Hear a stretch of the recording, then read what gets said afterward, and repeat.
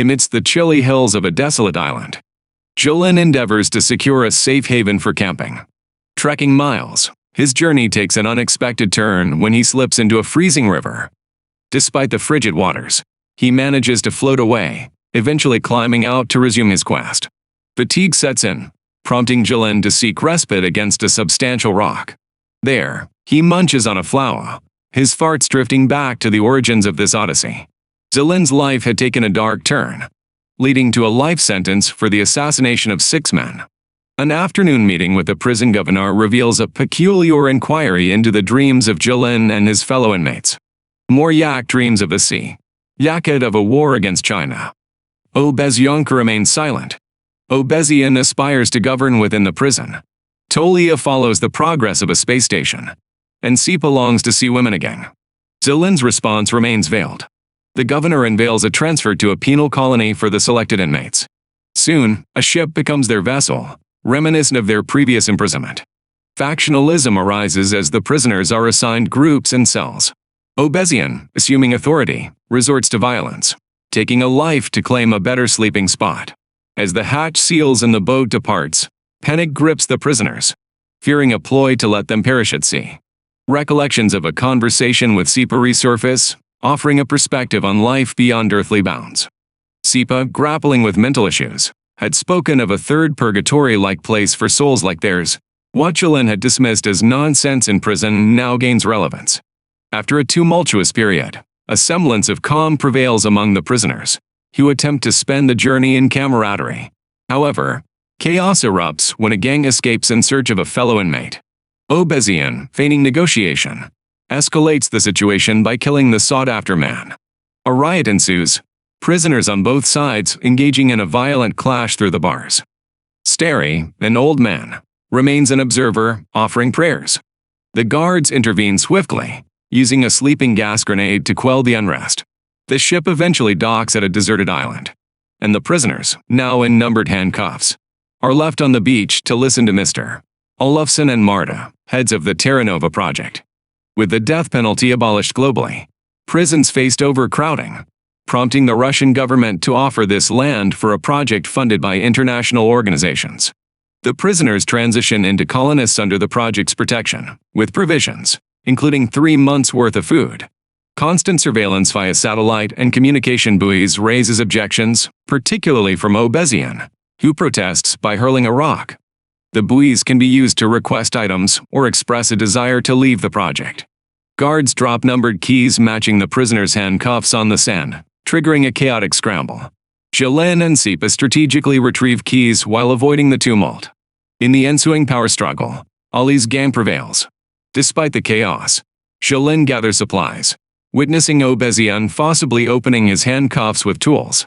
Zhilin packs essentials and a jacket, listening to Sipa's skepticism about the food lasting 3 months. Determined to survive and find a way off the island, Zhilin embarks on his solitary journey. Exploring the island, Zhilin discovers a snow-free area with a rocky formation suitable for shelter. Settling there, he gazes at a hidden picture of his family, overwhelmed by a deep sense of longing. As he succumbs to sleep, the tranquility is disrupted by squealing. Rodents from the supplies are devouring his provisions. Seeking refuge from rain under the familiar rock formation, Zhilin kindles a fire for warmth. After the rain, Zhilin catches a bird, roasting it over the fire when Sipa discovers him. Engaging in conversation, Sipa attempts to steal Zhilin's knife, leading to a tense moment before Zhilin reclaims it. Sipa, offering salt and assistance in exchange for food, joins Zhilin. The two share a meal, with Sipa observing a family picture hidden by Zhilin. Despite their uneasy alliance, Sipa betrays Zhilin, stealing the family picture for his debauchery. Enraged, Zhilin confronts Sipa, resulting in a physical altercation that sends Sipa off a cliff. Miraculously, Sipa survives the fall, landing on a hell below. Despite this disagreement, Zhilin and Sipa continue their journey together, exploring the island's mysteries. As they traverse the unforgiving landscape, navigating the challenges of the island. While Zhilin focuses on fishing, Sipa finds amusement in the debris washed ashore. Their aquatic exploration reveals an unsettling encounter with an aquatic centipede. To their surprise, Zhilin stumbles upon part of a seaplane among the rocks, sparking a glimmer of hope given his past as a pilot. However, moving the seaplane proves daunting with just 2 men. Temporarily abandoning this endeavor, they return to their shelter. Zhilin attempts to start a fire using matches salvaged from the warehouse, unwittingly releasing toxic smoke. To escape its effects, he drags a sleeping Sipa away, realizing the imminent threat of cold-induced death. The duo resolves to return to the base and procure coal for warmth. Life at the base, under the control of Obezian and his gang, is a grim routine reminiscent of their previous prison life. Obezian assumes a self-proclaimed governorship, maintaining strict control over supplies. Those not aligned with his gang are confined to the barracks, allowed only brief walks akin to prison yard outings. Estinets enforces discipline from the watchtower, and stragglers are at risk of becoming food for the others. Zhilin and Sipa manage to reach the coal box, discovering the remains of a fire. Nearly freezing after their prolonged journey, they succumb to sleep next to the warmth. However, their rest is short-lived as the gang approach us with a new prisoner for a gruesome fate. Sipa, showing a rare act of mercy, offers water to the condemned man before his execution.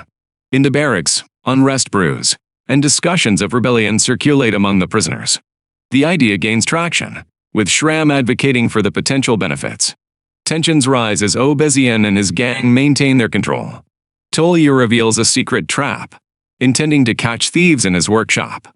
The group faces the daily routine and attempts to resist returning to the barracks. Zhilin strikes a deal with Obezian, offering information about the seaplane's location in exchange for the opportunity to approach the buoy for food. Obezian agrees, allowing Zhilin, Tolia, and 2 others to embark on a boat. However, Obezian reneges on the deal, ordering the group back to the barracks. Yakut's confrontation results in his death, and Obezian reinstates the deadly game, with Zhilin and Tolia reaching the buoy. However, the broken buoy thwarts their attempt to signal for aid. Returning to the shore, Zhilin insists food is on its way, but Obezian remains skeptical due to the lack of confirmation. Tensions escalate until Tolia suggests the existence of the seaplane, prompting disbelief from Obezian. In a surprising turn, Obezionka mimics an airplane, distracting Obezian. Seizing the opportunity, Tolia attacks Obezian from behind, initiating a revolt. Amurbik and Arzanov join the rebellion, leading to the demise of Obezian's gang. Estinets manages to escape, and Zhilin instructs the freed prisoners to unlock those in the barracks, assuring them that food is indeed on its way. The narrative unfolds as the prisoners, liberated from Obezian's oppression, anticipate the arrival of the promised food and contemplate their chances of survival on the unforgiving island. The skepticism among the men lingers as Tolia suggests burying the deceased bodies rather than resorting to them as a potential food source. Zhilin, however, emphasizes the importance of the seaplane, compelling Amurbik and Arzanov to reluctantly agree. The prisoners are freed, and a temporary truce is declared. No cannibalism. Cooperation is essential. Plans are devised to build a hangar, repair the plane, and eventually escape the island. Estinets returns to the base, and despite previous hostilities, the group, adhering to the new rules of maintaining peace, decides to share their limited food with him. Zhilin assumes a leadership role. The guards deliver the requested items, and Zhilin seizes the opportunity to test the gas in the hidden plane, confirming its functionality.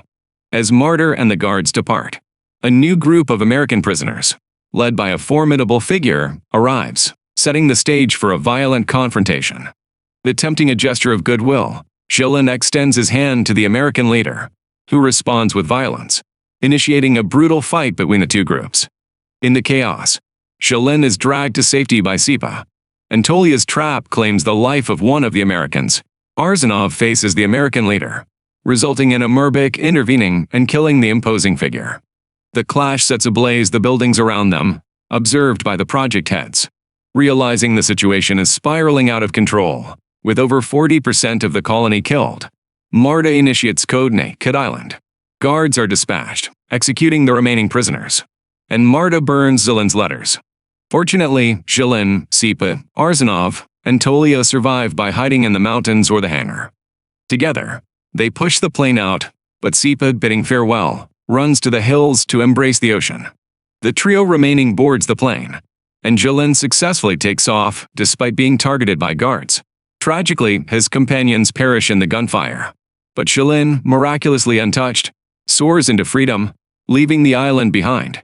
The tale concludes with Zhilin's solitary flight, a symbol of escape from the tumultuous and tragic events that unfolded on the desolate island.